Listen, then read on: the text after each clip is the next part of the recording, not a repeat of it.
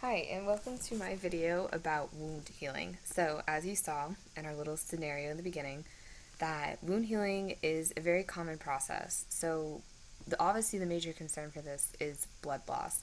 And it's really something that we in a modern medicine world take advantage of because we see it most commonly on a smaller scale. So, something like, again, a simple gash that you can have from a soccer game or scraping your knee because you fell off a bike or that sort of thing. But it actually, in a big world picture and in trauma situations, is a serious concern and issue.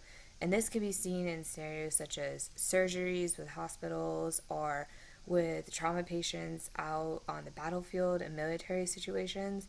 And it's really important that we develop possible new ways to treat this major blood loss that commonly leads to death. So the first thing we're going to do in this video is go over the general process of how a wound heals and also some basic research that really kick-started, some possible options on how to fix this. So the first thing we need to talk about is what is the largest organ? So we have tons of organs in the human body, and some people may think it's something such as the heart, but that's not it.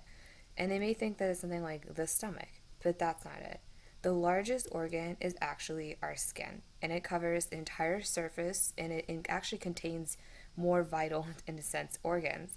Now, the skin is composed of different kinds of layers, with the outermost layer being the epidermis. So, this is why when you're looking at, you're actually seeing this is really important. It helps with water retention, it protects vital organs, like I said earlier.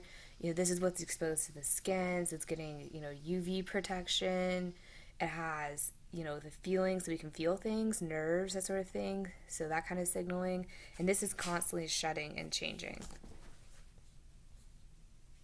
The next layer is called the dermis. Now, the dermis is right underneath the epidermis, and this is what contains, like it says here, things like blood vessels, which is really important because it allows oxygen to get to different cells, obviously, in like the epidermis that are needed.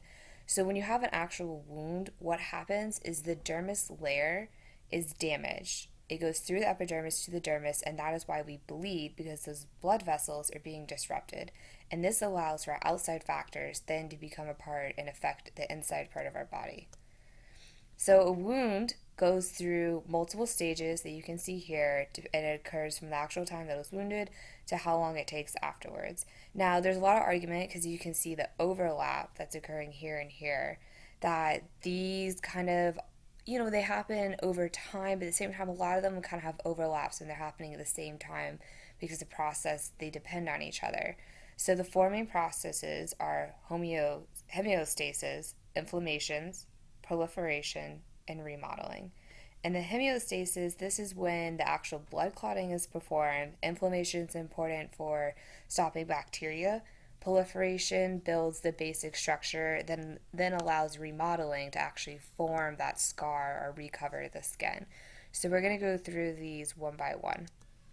So in homeostasis, this occurs immediately after damage. So as soon as those blood vessels are disrupted, this process is going to jump straight in. And is when the blood clot forms. So the important part of a blood clot, which usually forms from platelets and also other proteins, is that it protects against microorganisms. So say that, I cut myself and I'm near dirt or something. So it's going to protect me from that bacteria getting inside, which is really important because having that exposure to the outside environment provides a massive opportunity for incredibly life-threatening and dangerous bacteria to get in and to cause major infections.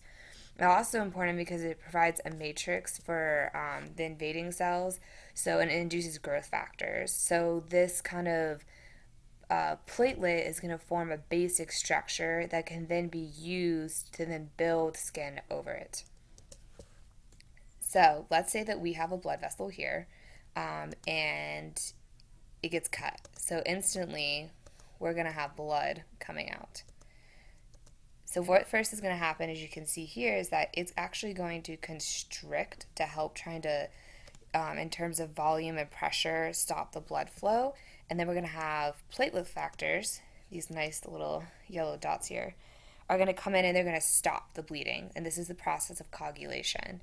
And then they're going to turn into what we call fibrin platelets. And this is what's going to form that more harder basic structure that then allows the actual healing process to take place. So obviously this is the most important step in a wound healing, because if you don't stop the blood loss, that becomes life threatening, because you can have things such as hemorrhage, or you have a lack of blood oxygen, that sort of thing, and that's what's most important. And the next part is mostly just encouraging the platelet formation that initiates the covering of the wound to continue, so that you have a permanent fix. So, a fun research fact is that there's these things called occlusive dressings, and they actually enhance platelet formation and collagen synthesis, and the growth factors were actually found to be induced by them. So, these are common dressings used in a hospital, and you can see here it creates like a moist environment. So, it's actually found that wounds heal better under moist environments, and you can see here it has like a gel type material, and then they place like a fabric to cover it up, and that wounds heal faster that way. So that's kind of like a first innovation that's really found with wound healing. So the next step is inflammations, and this is another really important step, because this is when, again, that bacteria is being stopped. So what does this is called neutrophils, monocytes, and lymphocytes. And the three processes you see they do is they perform phagocytosis of cell debris, which means they engulf like those damaged cells. You have like little cell particles going around, so it's going to collect that. It's going to defeat microorganisms, which are the things like bacteria. So it's really important to help prevent infections. So this is why when you get a wound, maybe like it turns red and it's all like inflamed and sort of that's the actual inflammation stage. And it's actually fighting off that bacterial infection. It's when you see a permanent inflammation, or the inflammation becomes severe, is when you know that your wound could potentially actually be infected, because it doesn't get to go past this stage. You can look at this as inflammation is a superhero, a protector from microorganisms. So, stage 3 is proliferation, and proliferation is really rebuilding. So, the first thing that will happen, one of them is angiogenesis occurs. So, as you know, with a wound, these blood vessels then have to be repaired. So, when the blood actually starts clotting or coming out of the wound, their blood vessels are open. And angiogenesis is actually a process that occurs commonly in other parts of the body, such as embryonic development. It's actually seen in cancer as well, and it is a induction of the growth of those blood vessels, and they will actually reach out and grow into areas that need blood supply or oxygen.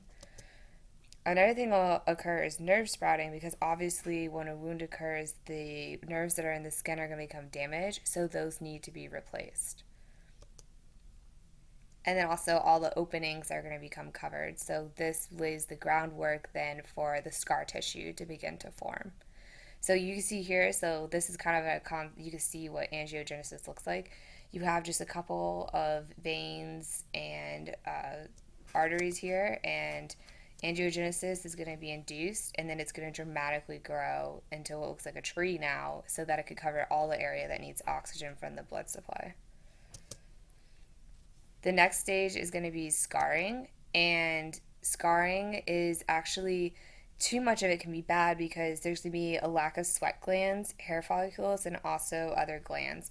So this is why when you have mass scar tissue, or say you have like a large wound, such as a massive burn wound or a massive gash, like you lose a lot of feeling, or you won't produce sweat from that area. So, if someone's a burn victim, let's say, all over their body, this can be really detrimental to their body functions, especially not being able to sweat, which is an important process needed for maintaining homeostasis in the body.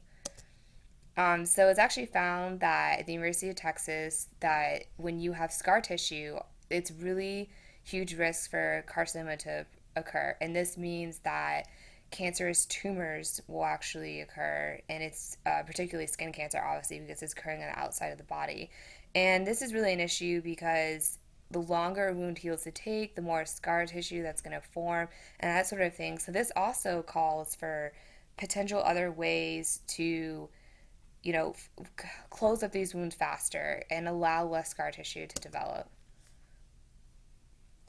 So this image here gives a visual of how a wound formation would occur over the days, and you can see the different stages occurring. So here at days 1 to 3, you see the actual wound has just occurred. So we have all this blood being exposed to the exterior area. You have a couple of clotting factors coming in. So the red here represents fibrin clots. So this is the clot that I was talking about where the blood will actually stop. And you can see that the blood vessels over here are really far away and they've been damaged, so they're exposed. So this is 1 to 3 days that this clot forms. And then 3 to 10 days, you're still going to see this clot because this is an actual scab that you would see that you may be tempted to pick at and that sort of thing. And you can see here all these little cells are the things I mentioned earlier, such as the neutrophil or the lymphocyte, and they actually have macrophages here underneath, which are also known for disposing of foreign bacteria or viruses or disease and that sort of thing. And you can also see here with the blood vessels that angiogenesis has definitely occurred and rebuilt the area. And so this scab, what it's going to do is allow these cells here, which are going to grow under together and then push up. So what you see here is that the orange cells, which were new cells, but they're called migrating cells, they're underneath, and that the cells on top regrow each other. So this is why when you see a scar, it can be kind of puffy, and also it regrows in kind of like a webbing type system. So you kind of think of it like knitting it all back together. So this is the scar tissue that is really at risk for having cancer, and you can see because of it having this regrowth, this unexpected regrowth, it allows opportunity for cancer, which is an unlimited growth, to really occur. So in terms of trauma, right, so this obviously process took a while, took a couple of days. Blood loss actually accounts for 40% of all deaths seen in trauma patients that occur before hospital arrival. So let's say someone's in a car accident and they call an ambulance and they have a major, gash to the stomach or anything like that, and they're bleeding out essentially. And most of these patients, 40% of them, die because they can't stop the blood before they get to the hospital where they have, the proper surgical treatments that they need to survive. It's also even worse because in military combat, 90% of the deaths that are considered medically preventable, so these deaths could have been prevented if the soldiers were in a medical environment that had the basic tools. 90% of them are because of blood loss. So this again really calls for a need, something that can stop this bleeding fast. And another thing is that hemorrhage shocks are also caused because of blood loss occurring faster. And if they were able to stop the blood loss, hemorrhages wouldn't occur, which is another common thing that occurs during hospital arrivals and ambulances, or even during surgeries. So there really does need to be a solution, and there's actually a undergraduate student who developed a gel called VetiGel that can instantaneously stop bleeding. So how this works is it accelerates the process of platelet formation and actually mimics the extracellular matrix that platelets also tried to mimic. It conforms to the wound site, so it can fit around any kind of wound, small or large, and this also allows for potential surgical usages, so say internal and external wounds or bleeding outs.